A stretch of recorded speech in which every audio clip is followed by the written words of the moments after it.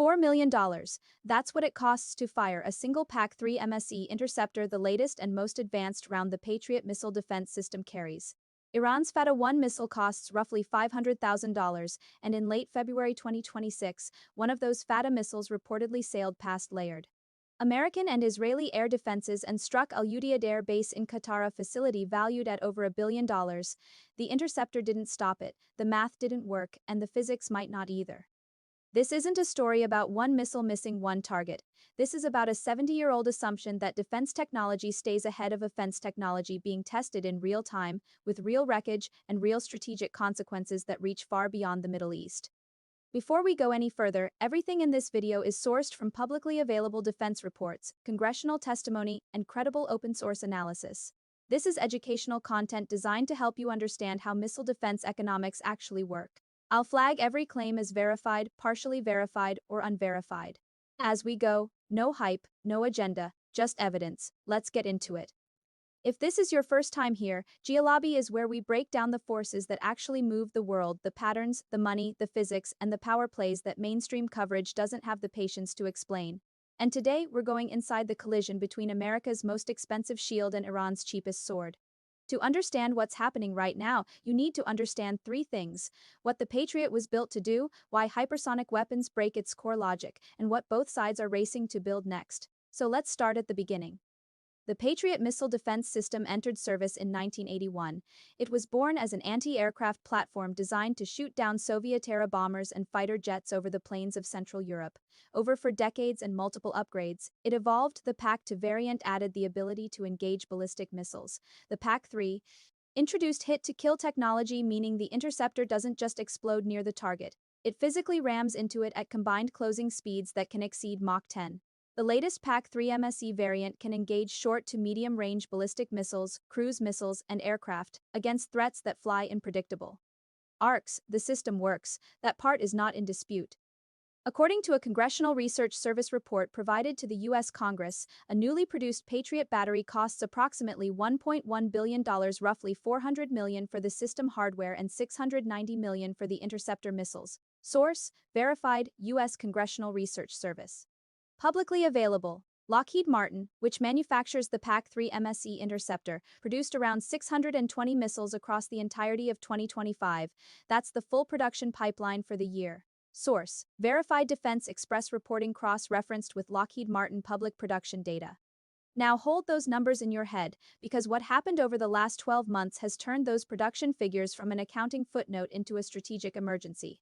Here's where the physics get uncomfortable. Patriot works by tracking an incoming object, predicting where it will be a few seconds in the future, and sending an interceptor to that predicted point in space. For a ballistic missile following a fixed arc, a clean parabola through the atmosphere, that prediction is reliable. The math is clean, the kill is achievable. But a hypersonic glide vehicle doesn't follow a clean parabola.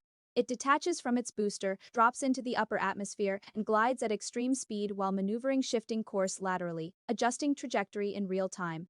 The predictable arc that interceptor math depends on simply doesn't exist anymore. And this is not a flaw in Patriot. This is a physics limitation. The system performs exactly as designed. The problem is the threat has evolved past the design envelope. A peer-reviewed Chinese military study examined whether the PAC-3 MSE interceptor could destroy a maneuvering hypersonic glide vehicle during its terminal dive toward a target.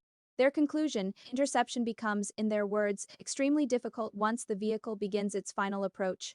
Source: partially verified referenced. In Aerospace Global News reporting on the study, March 2026. The original study is in Chinese military academic journals and not independently peer-reviewed by Western institutions, but the finding aligns with what the Pentagon itself has acknowledged under oath.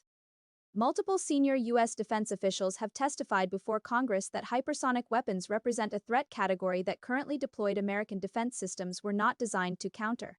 That is not opinion, that's the Department of Defense telling legislators, on the record, we have a capability gap. Source: verified. U.S. congressional testimony, publicly recorded. In June 2023, Iran's Islamic Revolutionary Guard Corps stood in front of cameras and unveiled the Fattah-1. The name means conqueror in Persian. A year later, the Fattah-2 followed, described by Tehran as an upgraded platform carrying a hypersonic glide vehicle rather than a conventional ballistic re-entry warhead. Iran claimed both missiles could defeat any existing air defense system on Earth, and the world for the most part shrugged. Now, I want to be precise here, because credibility matters more than spectacle on this channel. Iran's claims about the Fattah series have been contested from day one and for legitimate reasons. Fabian Hinz, a research fellow for defense and military analysis at the International Institute for Strategic Studies, one of the most respected defense think tanks in the world, assessed that the Fattah-1 does not fall under the general classification of hypersonic weapons. His analysis concluded it's more accurately described as a medium-range ballistic missile fitted with a maneuverable re-entry vehicle, meaning it can only adjust course during a short portion of its terminal flight phase, not throughout the entire trajectory the way a true hypersonic glide vehicle does. Source: verified IISS published analysis by Fabian Hinz, widely cited in open-source defense literature. Even a pro-erg military analyst, Erich Mars-Banmer, has publicly defined the Fattah series as near-hypersonic or quasi-hypersonic, when your own supporters are hedging the language. That tells you something about where the actual performance sits versus the press conference version. Source: verified, referenced in multiple open-source intelligence databases and the Wikipedia entry for the Fattah-1, sourced from Mars-Banmer's published commentary. Iran claims the Fattah-2 reaches speeds of Mach 13 to 15, that's roughly 18,500 kilometers per hour. Let me be direct, those are Tehran's stated figures. Full independent verification of exact performance specifications doesn't exist because Iran isn't exactly inviting Lockheed Martin engineers to observe its flight tests, but here's why dismissing these weapons entirely would be a serious analytical mistake, because what matters more than the spec sheet is the combat record, and as of 2025 and 2026, there is one, a real one.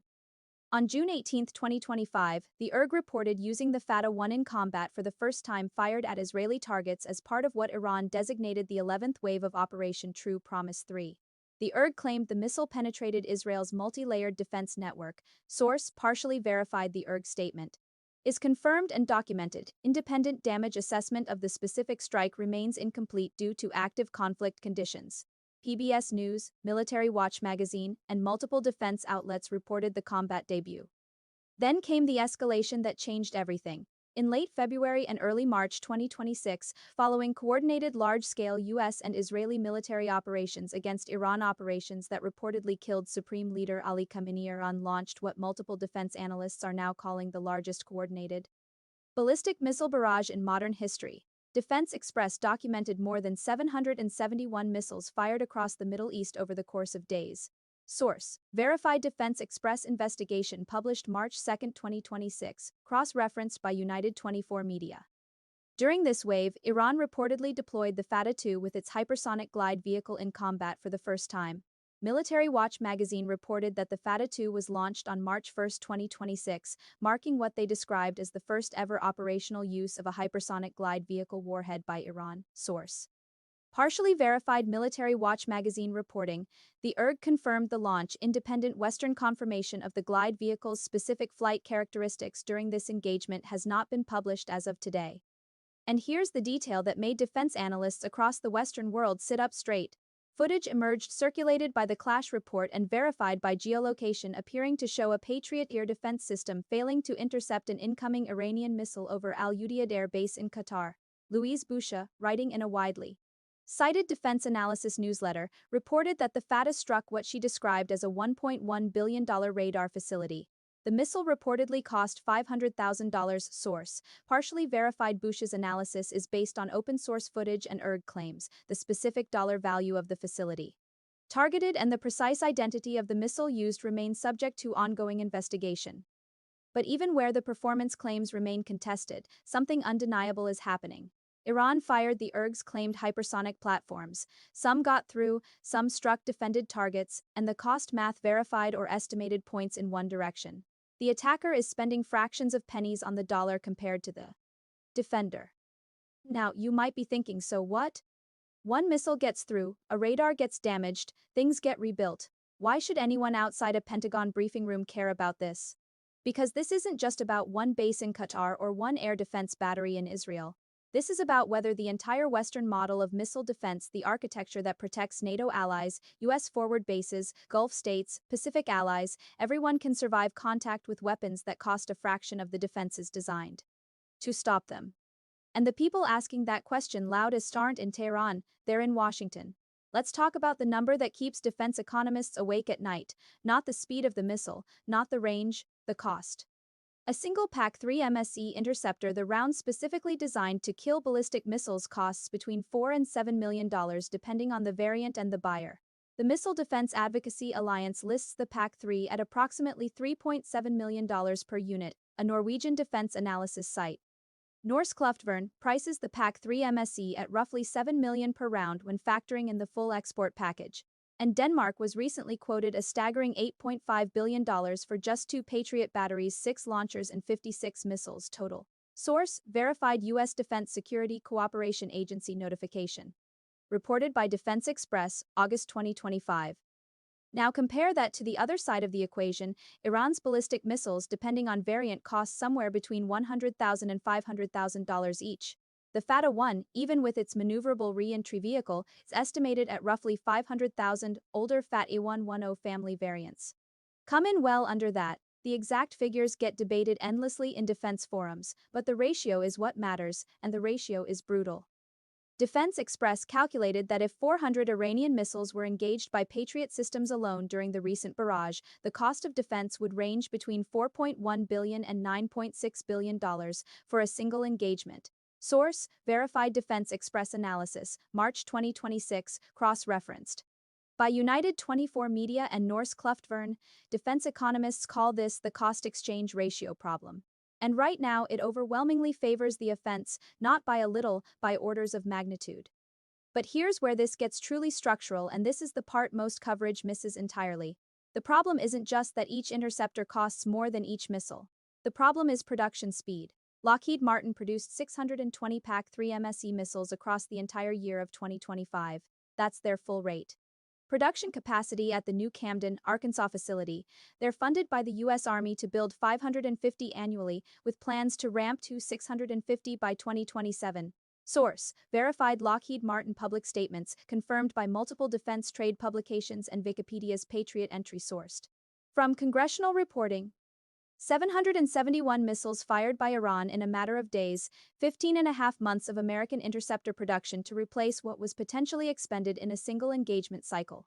Source: verified. The production to expenditure calculation was published by United 24 Media based on Defense Express data.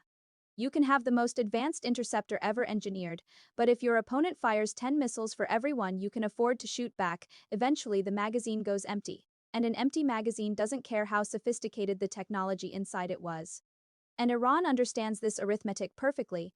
That's why the February-March 2026 strikes weren't just about hitting targets. They were about exhausting inventories. Louise Boucher's analysis described the Iranian strategy with striking clarity. Cheap shod drones, costing roughly €25,000 each, were launched in packs of 5 to 10, not necessarily to hit high-value targets, but to force the use of Patriot interceptors at $4 million a shot, saturate the defense, drain the magazine, then send the hypersonics through the gap. Source: partially verified Boucher's Substack analysis, March 2026. The saturation strategy is consistent with observed Iranian doctrine, but specific tactical sequencing remains difficult to independently confirm in real time. This is not a new concept in military theory.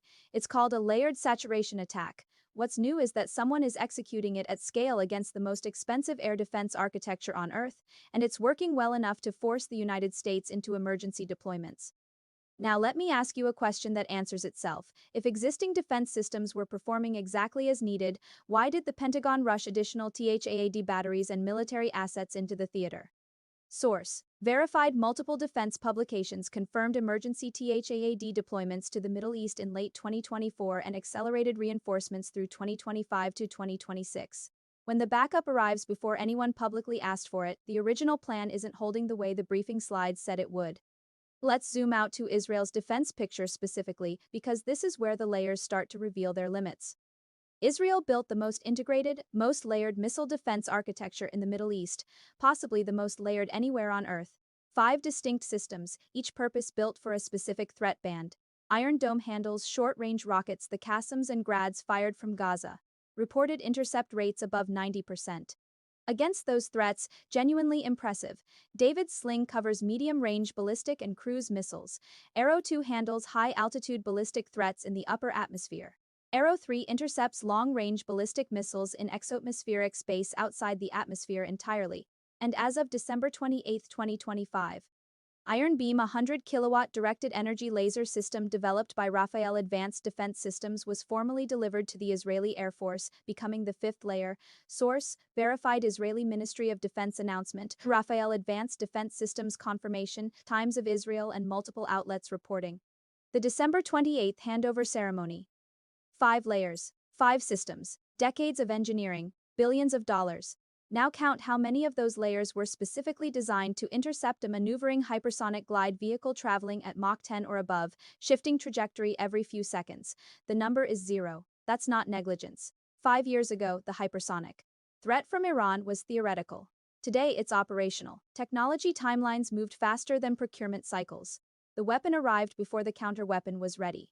And even Yuval Baseski, vice president of Rafael Advanced Defense Systems, the company that builds Israel's interceptors, acknowledged in August 2025 that Iran's development of hypersonic missiles had forced the firm and the IDF to rethink their entire approach to missile defense. Source: Verified Military Watch magazine.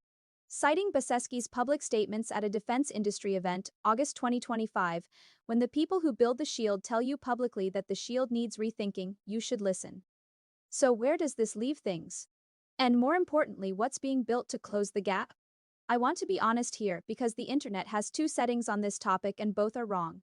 There are people declaring Israel finished, Western air defense worthless, game over, and there are people insisting everything worked perfectly, nothing got through, total success. Reality sits in the uncomfortable middle, it always does. Israel's defense systems are not useless. Across multiple engagements spanning 2024 through early 2026, these systems have intercepted hundreds of projectiles and saved thousands of civilian lives. Iron Dome alone has maintained reported intercept rates above 85 to 90% against the short range rockets it was designed to stop. That is real. That matters. Dismissing the entire architecture because it struggles against one new threat category is analytically dishonest, and I refuse to do that on this channel. But pretending the hypersonic gap doesn't exist is equally dishonest and arguably far more dangerous. Because if you convince yourself the shield still works perfectly against everything, you stop building the next one. Now here's where the story shifts from problem to response, because the response is real, it's accelerating, and it's worth understanding. The most immediate development is Iron Beam. Israel's directed energy laser system was delivered to the Israeli Air Force on December 28, 2025, ahead of its originally scheduled October date. Defense Minister Israel Katz called the handover a historic occasion, stating it marked the first time a high-power laser interception system had reached operational maturity anywhere in the world. Source: verified Israeli Ministry of Defense official statement, Rafael confirmation, Times of Israel reporting, December 28, 2025. And it didn't sit idle for long. On March 2, 2026, just 65 days after delivery, Iron Beam was reportedly used in combat for the first time, intercepting Hezbollah drones and rockets along Israel's northern border after Hezbollah entered the fighting following the launch of what Israel designated Operation Roaring Lion. Footage circulated widely on social media appearing to show a high-energy laser engaging and destroying an incoming aerial target. Source: partially verified Israel Defense magazine reported the operational debut on March 3, 2026. The Israeli War Room account on X posted footage that was widely shared. However, the IDF has not released an authoritative combat log explicitly confirming the specific engagement or naming the system used. Multiple defense analysts treat the combat use as credible but formally unconfirmed pending official IDF technical disclosure. The theory behind Iron Beam is genuinely compelling. A laser interception costs approximately $3 per shot compared to $50,000 for an Iron Dome Amir interceptor. It engages at the speed of light, which eliminates the reaction time problem, and as long as there's a stable power source, it never runs out of ammunition. Source: verified Rafael and Israeli defense officials, widely cited cost figures confirmed across multiple outlets including Iran International and Interesting Engineering. And this is a critical, but Iron Beam has clear limitations that prevent it from being the overnight solution some headlines suggest. Its effective range is roughly 7 to 10 kilometers. It struggles in poor visibility, cloud cover, rain, dust, haze all degrade performance significantly. It's currently designed to engage short-range rockets, mortars, and drones, not hypersonic glide vehicles traveling at Mach 10 or above, and it's been deployed in limited numbers to defend specific high-value points, not as a nationwide blanket shield. Yuval Steinitz, chairman of Rafael, acknowledged publicly that lasers will not fully replace kinetic interceptors in the near term due to weather and saturation constraints. Source: verified. Steinitz's statements reported by Jewish Insider and Iran International, late 2025. Iron Beam is a future expanded answer to a present acute problem. It's here, it works against what it was designed for, but it doesn't close the hypersonic gap, not yet. So what about the hypersonic specific response? This is where we turn to the United States, and the picture is both ambitious and sobering. On January 27, 2025, President Trump signed an executive order directing the Department of Defense to construct what was initially called the Iron Dome for America, later renamed the Golden Dome.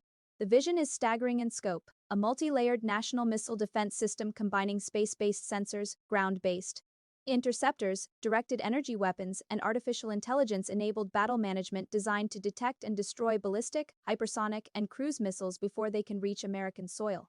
Source: verified executive order 14186, January 27, 2025. Widely reported and documented by the Congressional Research Service. Trump estimated the project would cost $175 billion and be completed within 3 years. The Congressional Budget Office offered a different assessment, between $161 billion and $542 billion over 20 years. Republican senators involved in the program privately predicted the final number would reach into the trillions. Source: verified CBO estimates and congressional commentary reported by multiple outlets, including Wikipedia's Golden Dome entry sourced from government documents. Congress has allocated $24.4 billion for Golden Dome-related efforts through the fiscal year 2025 budget reconciliation. The fiscal 2026 Defense Appropriations Bill, passed in February 2026, included $13.4 billion specifically for space and missile defense systems tied to the program. The Missile Defense Agency established the SHIELD contract vehicle Scalable Homeland Innovative Enterprise Layered Defense, a 10-year framework valued at up to $151 billion, with 2,440 vendors approved to compete for task orders. Source: verified Congressional Research Service. EMDA contract announcements, Army recognition reporting, February 2026. But here's the sobering part: the Missile Defense Agency's Glide Phase Interceptor program, the specific system designed to shoot down hypersonic glide vehicles during their most vulnerable flight phase, won't deliver its first operational capability until at least 2035. The EMDA's own director, Lieutenant General Heath Collins, confirmed that reduced funding has pushed that delivery timeline further out. Source: verified Collins' testimony reported by Air and Space Forces magazine and the Potomac Officers Club, referencing EMDA budget briefings, 2025. That's 9 years from now, 9 years during which the offense has operational hypersonic capability and the defense does not have a purpose-built counter deployed in the field. Space-based interceptors under Golden Dome are being prototyped. Lockheed Martin, Northrop Grumman, and Anduril Industries all received awards but on orbit. Demonstrations aren't expected until 2028 at the earliest, with production-scale deployment years beyond that. Source: verified Sat News reporting on IISS Golden Dome Awards, December 2025, and Aviation Week reporting on space-based interceptor development, March 2026. This is the window, and inside this window, the offense-defense balance in the Middle East and potentially beyond favors the missile over the shield. So is it game over? No, that framing is too simple for a situation this complex. Israel's defense layers continue to intercept the vast majority of conventional threats they face. Iron Beam is operationally deployed and has likely already seen combat. The Golden Dome program is the most heavily funded missile defense initiative since Reagan's Strategic Defense Initiative. The industrial base is ramping. NATO has announced plans to purchase 1,000 Patriot missiles, with a $5.5 billion contract awarded to Raytheon and MBDA for a new production facility in Germany. Source: verified NATO procurement announcement, Raytheon and MBDA contract, reported across defense trade press. The response is real, it's funded, it's accelerating, but it's not here yet, not the part that matters most, the part that can reliably stop a maneuvering glide vehicle at Mach 10 before it reaches its target, and the conflict is not waiting for the engineering to catch up. What we are watching, in real time, is the forced end of one era and the turbulent beginning of another. The era where missile defense could comfortably outpace offensive missile development in this region is being challenged in ways that don't have quick fixes. The cost-exchange ratio still massively favors the attacker. The production math still doesn't close, and the specific counter-hypersonic systems that would reset the balance exist on timelines measured in years, not months. So here's what I want to leave you with. Every generation of warfare has a moment where one side builds a sword that the other side's shield can't stop, and the race to build the next shield defines the decade that follows. We are inside that moment right now. The question is not whether the next shield will be built. It will. The question is what happens in the years between the sword arriving and the shield catching up. Because history tells us that gap is where the most consequential decisions get made. By leaders, by generals, by nations, and by the people who have no say in the matter at all but bear the full weight of the consequences. If this made you think, share it with someone who needs to see the full picture, not the panic, not the propaganda, just the evidence. GEOLOBBY. I'll see you in the next one.